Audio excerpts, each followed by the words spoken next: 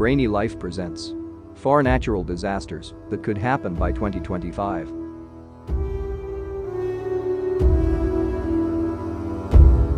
We have conversations about disasters that have occurred in the past and those that might happen in the future. There is little evidence to support the claim that these events happened or that they are more than ancient legends. Scientists predict that catastrophes will happen with a high degree of accuracy in the next 10 to 50 years. We will keep you updated on all the latest global disasters. Please consider supporting my YouTube channel by clicking the subscribe button for more contents.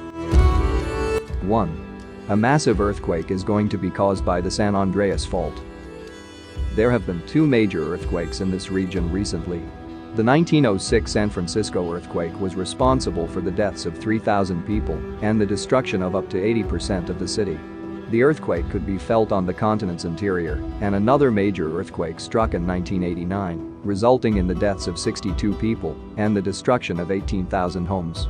Scientists believe that in the not-too-distant future, earthquakes of magnitude 8.0 and above are likely to occur in the next 10 years or so. When this happens, it can kill tens of thousands or even hundreds of thousands. 2. A mighty earthquake will result in the destruction of Istanbul. The city now known as Istanbul was formerly known as Constantinople and served as the capital of the Byzantine Empire. Scientists were able to predict the disaster that befell the city of Izmit in 1999, which resulted in the deaths of 17,000 people, by studying the stresses that occurred along the fault. The seismologists believe that an earthquake is likely to happen soon further west along the fault line in the vicinity of Istanbul. If this happens, the disaster will be much worse than in the case of Izmit. This is because the aftershocks and tsunami could cause extensive damage to Istanbul and the surrounding area. 3. Global forest fires may consume a large part of the planet by 2050.